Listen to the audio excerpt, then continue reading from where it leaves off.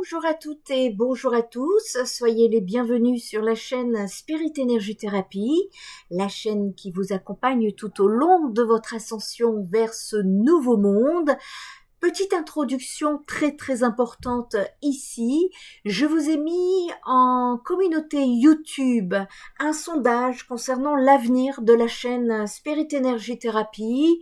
Je remarque que les vues ont baissé, et puis aujourd'hui elles stagnent. Que j'ai des difficultés avec cette visibilité. Alors oui, je ne fais pas de vidéos tous les jours et c'est un choix qui est personnel, un choix en conscience. Donc voilà, je me posais des questions quant à l'avenir de la chaîne. Voilà pourquoi je vous ai mis c'est dans l'onglet communauté ce questionnaire où je vous demandais qu'est-ce qui vous inspire le plus sur cette chaîne d'éveil des consciences et qu'aimerez-vous y voir davantage à l'avenir. 20 votes, c'est trop peu pour moi. Je ne peux pas m'arrêter à 20 votes pour me fixer. Donc je vous remercie à toutes et à tous de bien vouloir y répondre. Une immense gratitude à ceux qui sont toujours présents, prêts à répondre, à avancer. Vous avez été 60% à vouloir garder l'enseignement spirituel et le développement personnel, 25% pour les méditations guidées et 15% pour le partage sur les énergies lunaires et planétaires. Je vais me laisser un petit peu de temps pour savoir quoi faire. Merci en tout cas d'apporter vos réponses dans la communauté YouTube pour que je puisse me fixer. Merci. Donc ici, oui, nous allons parler d'un sujet qui à la fois fascine, effraie et interroge, la schizophrénie. Est-ce une malédiction psychiatrique ou un cas spirituel? Dans notre monde moderne, ce terme évoque toujours ou presque toujours la maladie mentale, la souffrance, le trouble psychiatrique. On imagine la personne coupée de la réalité, isolée, vivant des délires ou des hallucinations. Et c'est vrai, la schizophrénie est décrite en psychiatrie comme un trouble psychotique sévère qui touche environ 1% de la population mondiale. Elle entraîne une souffrance immense pour la personne et pour ses proches. Mais si l'on change de perspective, si l'on regarde au-delà de la médecine occidentale, une autre lecture existe. Depuis des millénaires, dans d'autres cultures, des états très proches de ce que nous appelons schizophrénie étaient perçus non comme des maladies, mais comme des signes spirituels. L'appel des esprits, une initiation, une porte ouverte vers l'invisible. Alors, la schizophrénie est-elle uniquement un cas psychiatrique ?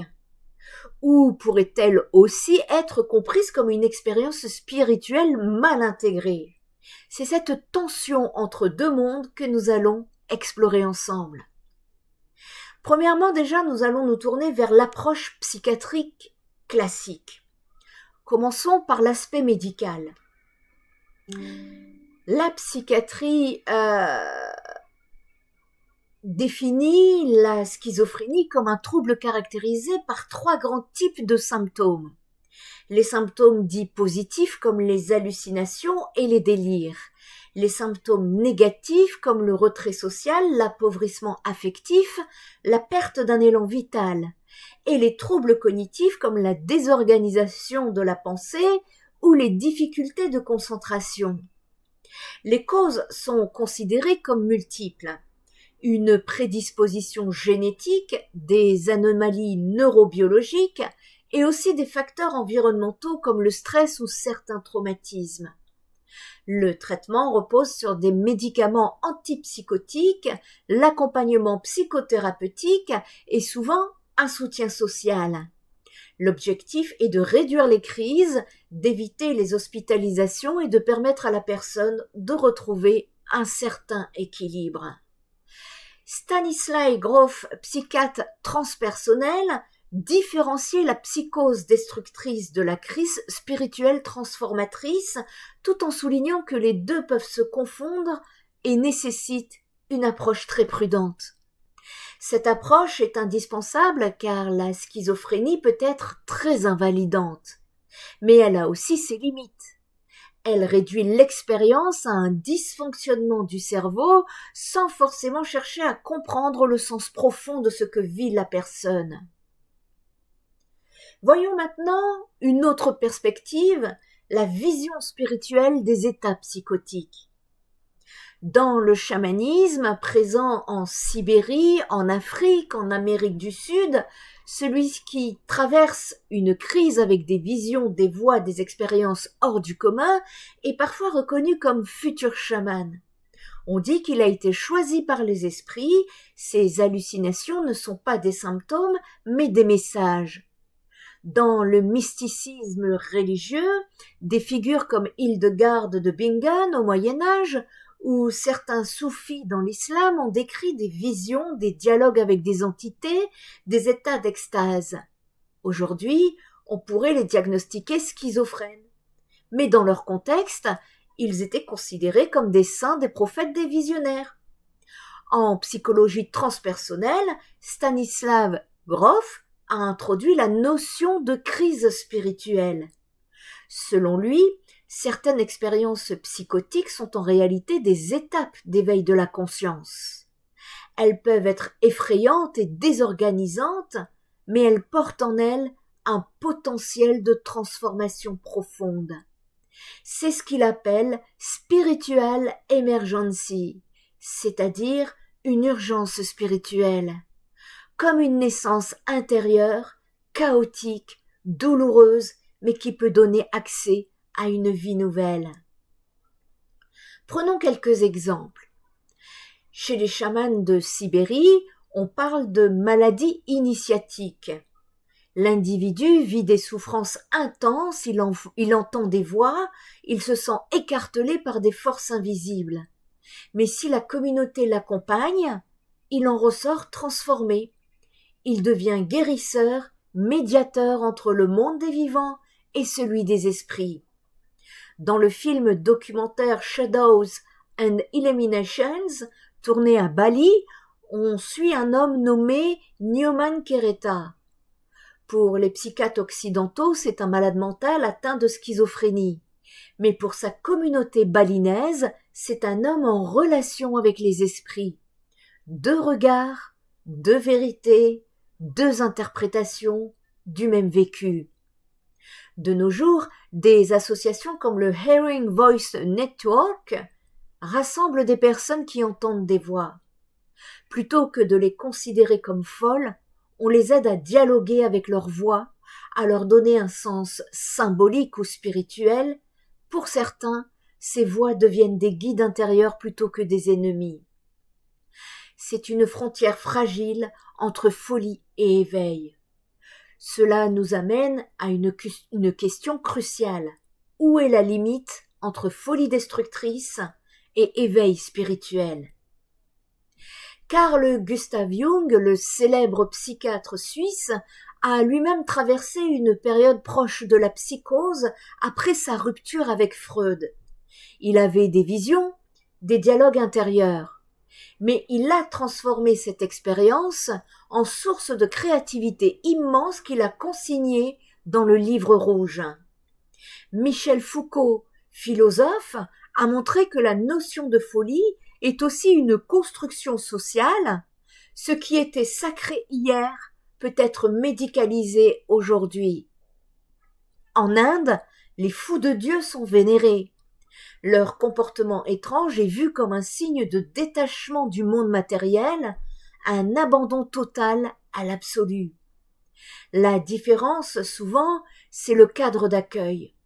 Dans une société qui valorise la rationalité et la norme, ces expériences sont vite considérées comme pathologiques. Dans une société qui valorise le spirituel et le sacré, elles sont reconnues comme initiatiques. Alors, faut-il choisir entre l'explication psychiatrique et l'explication spirituelle? Peut-être pas. L'expérience de la schizophrénie peut contenir à la fois une dimension biologique, et une dimension symbolique.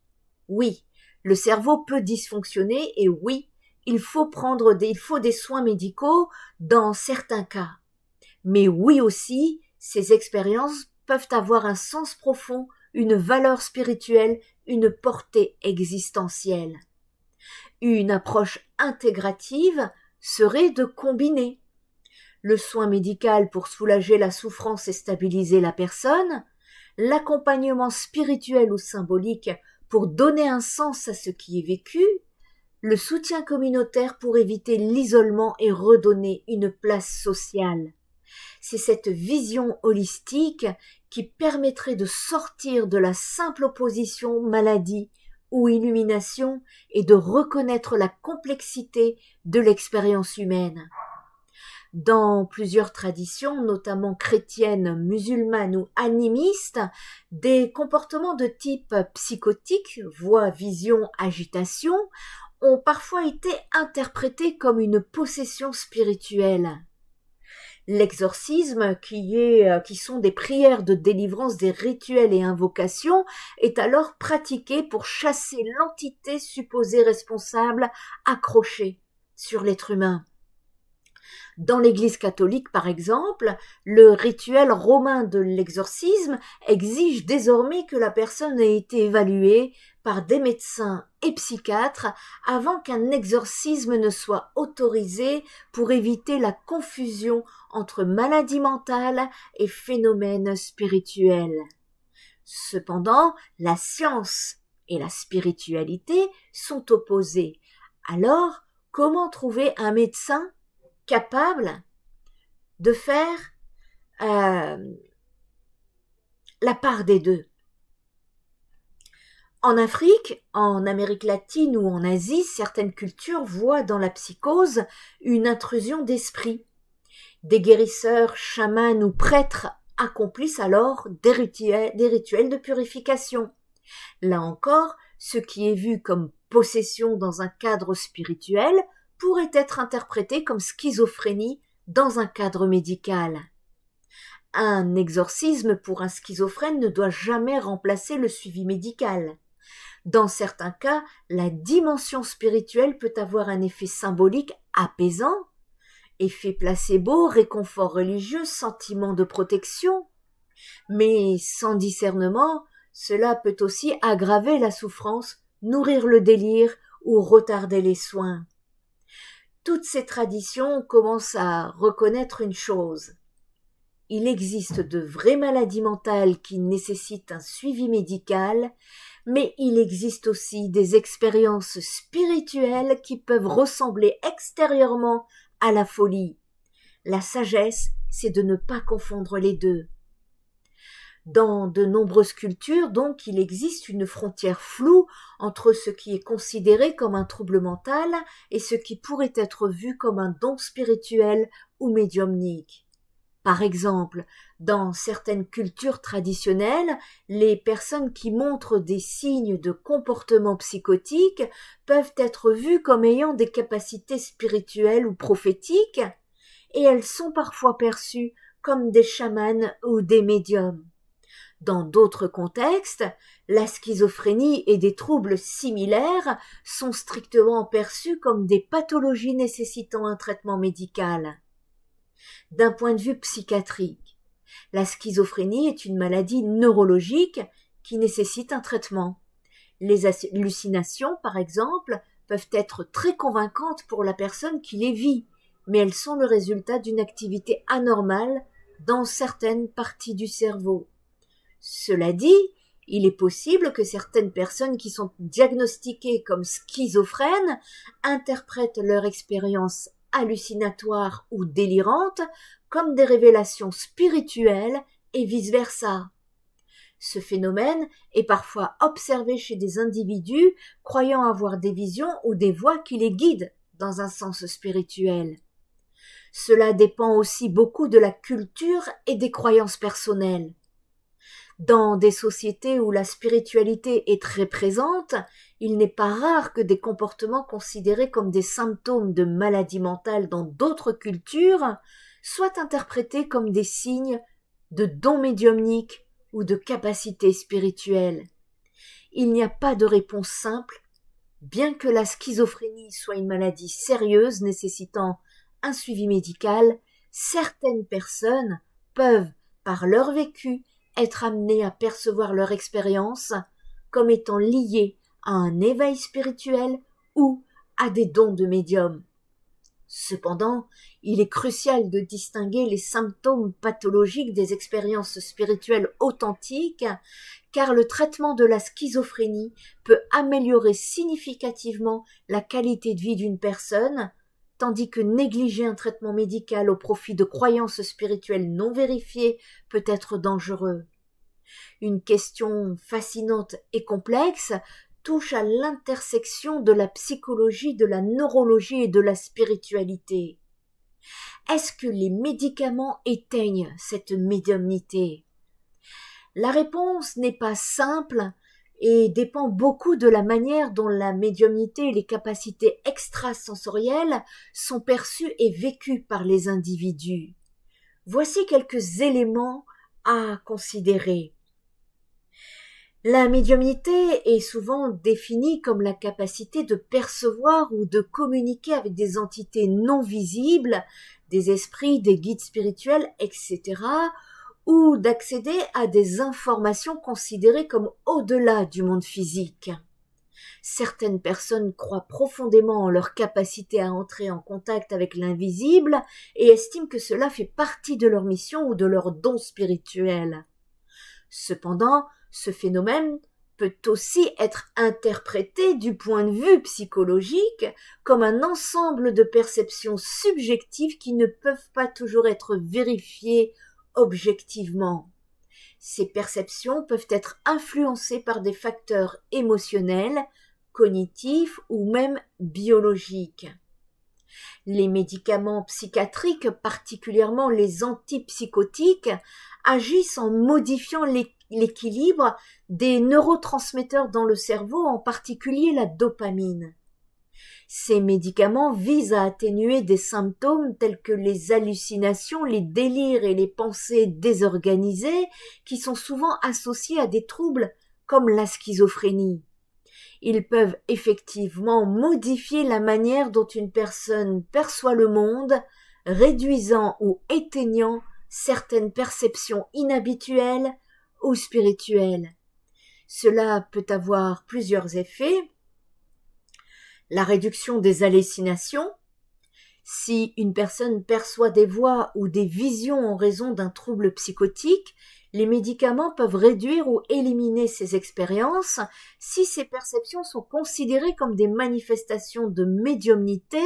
Certains croient que les médicaments peuvent alors éteindre ces capacités. Il y a également les modifications de la conscience. Les antipsychotiques et d'autres médicaments modifient la conscience et peuvent réduire la capacité à avoir des états modifiés de perception qui sont parfois associés à des expériences spirituelles ou médiumniques, et également une baisse de la sensibilité émotionnelle. Certains médicaments, en particulier les stabilisateurs de l'humeur et les antipsychotiques, peuvent aussi réduire l'intensité émotionnelle et la réactivité, ce qui peut influencer l'expérience spirituelle de la personne. Alors, médiumnité ou trouble psychotique? Il est important de distinguer entre ce qui peut être une expérience spirituelle et ce qui peut révéler d'un trouble psychotique. Parfois, des symptômes psychotiques comme des hallucinations auditives ou visuels peuvent être perçus par la personne comme des messages spirituels ou des contacts avec l'au-delà. Si une personne qui se considère médium développe un trouble psychotique, les médicaments peuvent réduire ces expériences et dans certains cas les faire cesser. Cela peut être perçu par la personne comme une perte de ses capacités médiumniques. Au niveau de la dimension spirituelle et du libre arbitre, certaines traditions spirituelles ou religieuses soutiennent que la médiumnité est un don qui ne peut pas être éteint par des médicaments, car elle est liée à un plan supérieur ou à des lois spirituelles qui échappent au contrôle médical. D'autres croient que la médiumnité peut être renforcée ou affaiblie selon l'état mental et émotionnel de la personne, mais qu'elle fait partie d'une expérience spirituelle plus profonde et non simplement d'un phénomène médical. Dans ce contexte, certains médiums affirment que leurs connexions spirituelles ou leurs capacités sont indépendantes des traitements médicaux. Mais cela peut aussi varier considérablement selon la personne et sa perception de ses capacités. Il y a aussi des témoignages de personnes ayant pris des médicaments psychiatriques et qui, après avoir suivi un traitement, ont découvert leurs capacités spirituelles qu'elles associent à la médiumnité se manifester de manière différente, voire plus forte, une fois que leur état mental était stabilisé. Cela peut être le cas si les symptômes psychotiques sont réduits, permettant à l'individu de mieux intégrer ses perceptions sans être perturbé par des délires. Les médicaments psychiatriques peuvent effectivement altérer, diminuer, voire éteindre des perceptions hallucinatoires et des délires qui peuvent être interprétés par certaines personnes comme de la médiumnité. Cependant, il n'est pas possible de dire que cela élimine la médiumnité au sens spirituel du terme. Il y a une grande différence entre ce qui est une maladie mentale comme la schizophrénie et ce qui est perçu comme une capacité spirituelle. Les médicaments peuvent traiter les symptômes psychotiques, mais ils ne suppriment pas nécessairement une forme de médiumnité car cela dépend de la manière dont la personne interprète ses expériences et de la nature de ses perceptions. Cela reste un domaine très subjectif et débattu, où la médecine et la spiritualité se croisent souvent de manière complexe.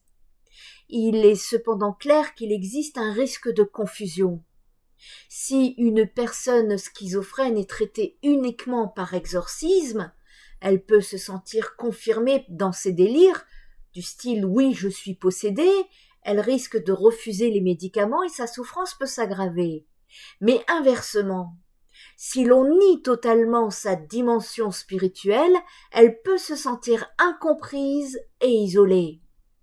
La vraie piste constructive aujourd'hui serait une collaboration psychiatre, accompagnant spirituel, famille qui travaillent ensemble dans le respect de la personne.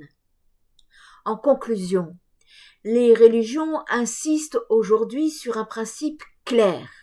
D'abord, exclure la maladie psychiatrique avec un médecin, puis si des signes inexpliqués persistent, envisager un accompagnement spirituel. C'est une approche de discernement qui évite les abus tout en respectant à la fois le corps, l'esprit et l'âme. La schizophrénie est un mystère. Si on la regarde uniquement avec les yeux de la médecine, on y voit une maladie du cerveau. Si on la regarde avec les yeux du spirituel, on y voit un passage, une ouverture, un appel. La vérité se trouve peut-être dans la rencontre des deux. La schizophrénie est à la fois une souffrance réelle et un voyage intérieur. Elle peut être une prison, mais aussi une porte. Notre rôle, en tant que société, n'est pas de choisir une seule explication, mais d'apprendre à écouter, à accompagner, à respecter ces états de conscience différents. Comme l'écrivait le poète Rainer Maria Rilke, peut-être que tous les dragons de notre vie ne sont au fond que des princesses qui attendent de nous voir beaux et courageux. La schizophrénie, peut-être, n'est pas seulement un dragon à combattre, mais aussi une princesse à rencontrer. Je fais cette vidéo dans le but de pouvoir lancer un débat entre le médical et le spirituel, parce que moi-même, en tant que psychopraticienne spirituelle, je me positionne entre les deux et La science pourrait faire un grand pas si celle-ci s'ouvrait à la spiritualité. Alors ça commence. J'ai été très étonnée de voir des psychiatres être ouverts à la spiritualité et j'en suis ravie. Il faut continuer dans ce sens et pour cela, il faut ouvrir le dialogue, ouvrir le débat et c'est le but de ma vidéo. Je vous remercie de votre attention. Je vous retrouve dimanche. Comment se préparer à être plus centré, plus aligné pour 2026 à travers les énergies du dernier trimestre 2025. Nous avons à nous positionner. Donc, je vous dis à dimanche. Prenez bien soin de vous, prenez soin des autres et prenez soin de la planète. Spirit Energy Thérapie, ta guérison commence ici.